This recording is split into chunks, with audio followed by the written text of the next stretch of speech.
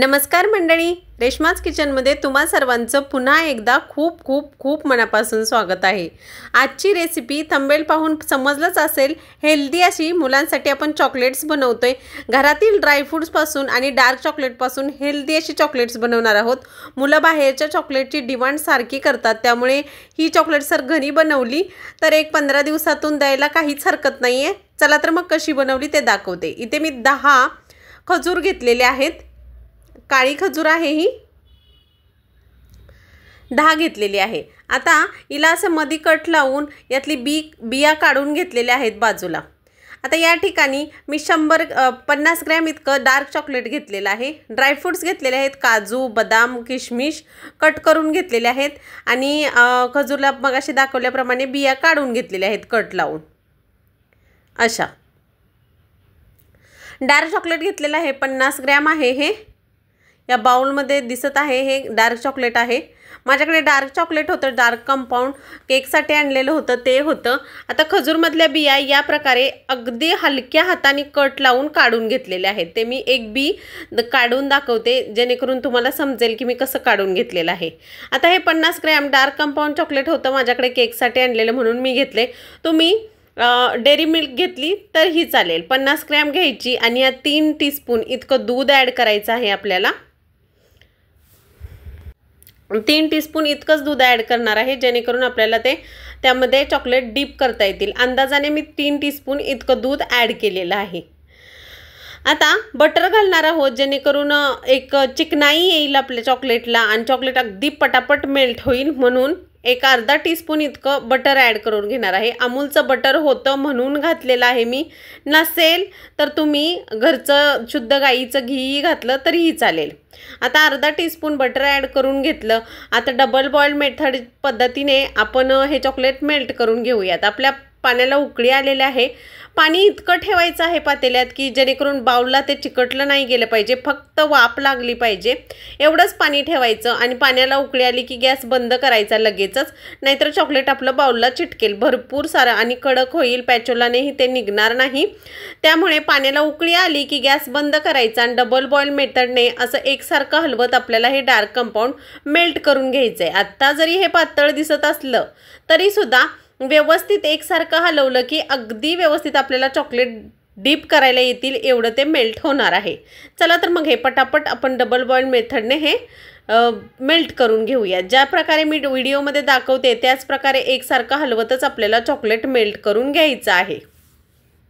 आता बऱ्यापैकी आपलं चॉकलेट मेल्ट झालेलं आहे। व्यवस्थित असं एकसारखं हलवतच आपल्याला गॅस बंद करून वाफेवरती असं मेल्ट करून घ्यायचं आहे। या कन्सिस्टन्सीचा हवा आहे। झालं आहे आता चॉकलेट मेल्ट। चॉकलेट बाजूला ठेवून दिलं, गरम पाण्यावरतीच ठेवायचं आहे थोडं मेल्ट होण्यासाठी। आता एक पॅन ठेवून घेतलेला आहे। या पॅनमध्ये आपण जे ड्रायफ्रूट्स घेतले होते ते थोडंसं अगदी बटर थोडंसं घालून आपण ते कुरकुरीत करून घेणार आहोत, जेणेकरून चॉकलेट खाताना एक क्रंचीनेस आपल्या दाताला लागेल आणि खाताना बाहेरचे चॉकलेट जसं एनर्जी बार वगैरे खातो तसं ते चॉकलेट अगदी व्यवस्थित मस्त आणि टेस्टी लागेल। चला तर मग थोडंसं बटर आपण ॲड करून घेऊयात, थोडंसं घातलेलं आहे मी। आता बटर व्यवस्थित मेल्ट करून घ्यायचं आणि ड्रायफ्रूट्स घालायचे। मेल्ट झाल्यानंतर सगळे घालायचे आहेत, किशमिशसुद्धा घालायचे, जेणेकरून किशमिशला जो एक खूपच मऊसरपणा आलेला असतो तो थोडासा मेंटेन व्हायला मदत होईल, म्हणून बटर व्यवस्थित मेल्ट झाल्यानंतर सगळं ड्रायफ्रूट्स यामध्ये घेतलेले आहेत। आता व्यवस्थित चांगले क्रिस्पी होईपर्यंत बदाम, काजू, मनुके सगळं व्यवस्थित भाजून घ्यायचं। चला आता फक्त गॅस बारीक ठेवायचा, मोठा करायचा नाही। मोठा केला तर आपले ड्रायफ्रूट सगळे जळले जातील आणि व्यवस्थित ते लागणार नाहीत। एक जळलेला स्मेल किंवा खाताना टेक्स्चर तसंच येईल तोंडामध्ये, त्यामुळे आपल्याला अगदी व्यवस्थित क्रिस्पी होईपर्यंत बारीक गॅसवरतीच हे ड्रायफ्रूट्स भाजून घ्यायचे आहेत। जास्त वेळ नाही, 2च मिनिटात आपले ड्रायफ्रूट्स अगदी व्यवस्थित भाजले जातात। फक्त एकसारखं हलवत राहायचं आणि गॅस बारीक ठेवायचा, एवढी काळजी घेतली की मस्त अशी कुरकुरीत होतात। चला तर मग आपले ड्रायफ्रूट्स व्यवस्थित भाजून झालेले आहेत। थोडासा गोल्डन ब्राऊन रंग आलेला आहे याला। आता हे ड्रायफ्रूट्स थोडेसे घ्यायचे आणि या काजूमध्ये अगदी दाबून असे भरून घ्यायचे, मस्त असे भरून घ्यायचे आहेत। सगळ्या खजूरमध्ये असे हे ड्रायफ्रूट्स भरून घ्यायचे, हळूहळू घालायचे आणि व्यवस्थित अगदी दाबून मिठवून घ्यायचं, जेणेकरून ड्रायफ्रूट्स बाहेर येणार नाहीत आणि खाताना ते व्यवस्थित लागतील.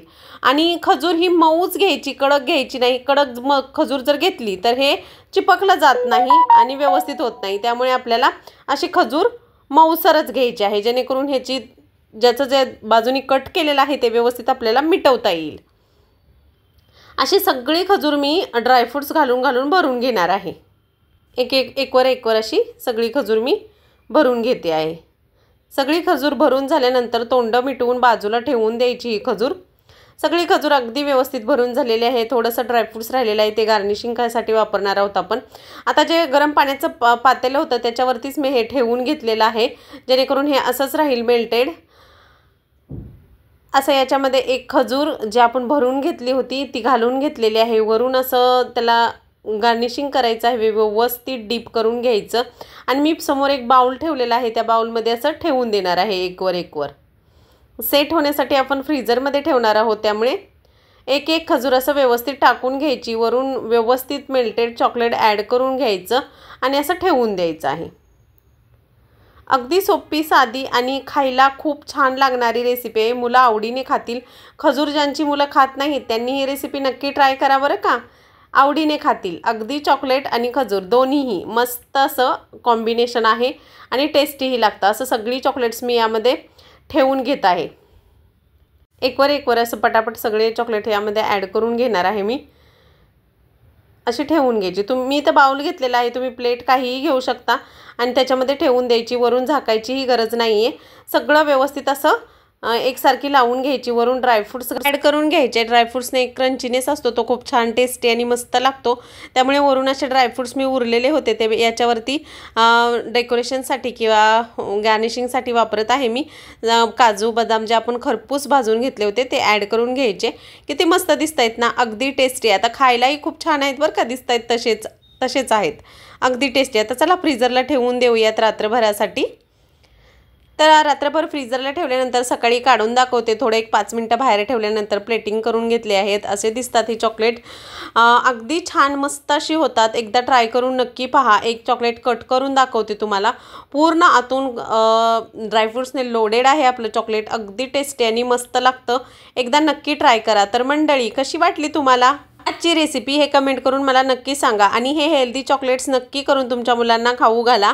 रेसिपी आवडली असेल तर चॅनलला लाईक, शेअर, सबस्क्राईब जरूर करा. भेटूयात नवीन व्हिडिओमध्ये नवीन रेसिपीसोबत. तोपर्यंत बाय. स्वस्त खा आणि मस्त रहा. Like, share, subscribe.